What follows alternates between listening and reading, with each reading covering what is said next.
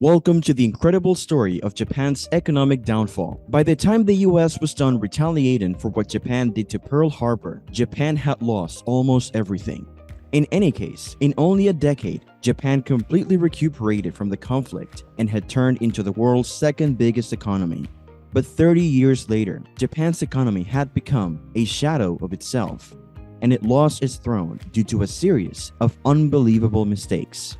Japan's post-war recovery was mostly owed to the keiretsu, these huge business conglomerates consisting of banks, industrialists, and trading companies, all powered by the government of Japan. By banding together to form the keiretsu, individual Japanese companies were able to grow stronger financially and develop ties that made it virtually impossible for foreign rivals to break into Japan and overtake. The Japanese government played a revolutionary role in the keiretsu by introducing window guidance. It would identify sectors with long-term success potential and instruct banks to provide loans and credit to companies in these sectors. Additionally, the government slashed taxes and tariffs by almost 30%, making the Japanese economy more liberalized. Japan's economy developed quickly, and it turned into the world's forerunner in mechanical progression, and its way of life was superior to most nations on the planet. Notwithstanding, things began to turn out badly during the 80s when the worldwide purchasing binge started, and Japanese firms were purchasing American designs like Rockefeller Place in the US and the Rome State Building. It felt like the wealth would never end, and people were just there for the ride. However, this growth was not the result of sound economic policies, and so the bubble economy finally imploded.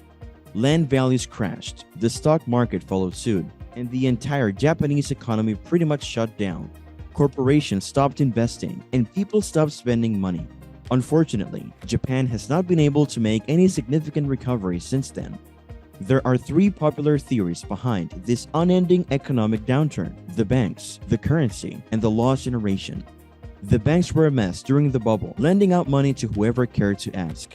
When the air pocket burst, banks were ready to loan cash since there was no more cash to loan. The yen fluctuated constantly from 1990 to 2014, and the currency gained so much that Japanese manufacturers couldn't compete. The stronger ones left for Asian nations to live in, while the weaker ones stayed. Startups died too. Banks stopped lending money to avoid bankruptcy. Technology stalled because there was little money to follow new developments. Japan had fallen behind in creativity and innovation. Japan burns through 33% of its government assistance, the vast majority of it on beneficiaries, and the nation is quickly maturing. Actually, 25% of Japan's populace is 65 or more, and by 2050, this number will probably rise to 33%. Social costs will continue to climb rapidly. The Japanese lost generation exacerbates the issue. After the bubble burst, companies cut hiring drastically, leaving a large portion of Japan's population unemployed, making marriage and family formation impossible. If they didn't have children, there would be no replacement for the elderly population or new ideas to revive Japan's economy. After becoming prime minister again, Abe proposed a series of economic reforms to repair Japan, known as Abenomics. Abenomics was a triumph, although some think it failed in key areas. Regardless of your viewpoint, Japan's growth and fall have taught many nations about economics. With many Western companies stagnating, some analysts warn that industrialized nations may be headed for their own lost decades if they don't act. So as we have seen, Japan's economic downfall can be attributed to a combination of factors, such as the reckless lending of banks, a fluctuating currency, a lack of innovation, and an aging population. These factors have led to Japan's prolonged economic stagnation, which is still ongoing today. In an effort to revive the economy, Japan has implemented a series of economic policies, including Abenomics, which is aimed at promoting structural transformation, boosting productivity, and fighting deflation. However, the success of these policies remains uncertain, and Japan's economic future remains uncertain as well.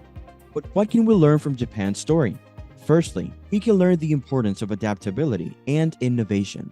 Japan's lack of innovation in the software sector left it behind in the technological race, and this had a significant impact on its economic downfall. Secondly, we can learn the importance of sound economic policies. Japan's bubble economy was fueled by unsound policies, which eventually led to its collapse. Sound financial arrangements that focus on maintainability over transient increases are critical to the drawn-out progress of any economy. Finally, we can learn the importance of demographics. Japan's maturing population essentially affects its economy, and this is an illustration of different nations confronting comparative segment difficulties.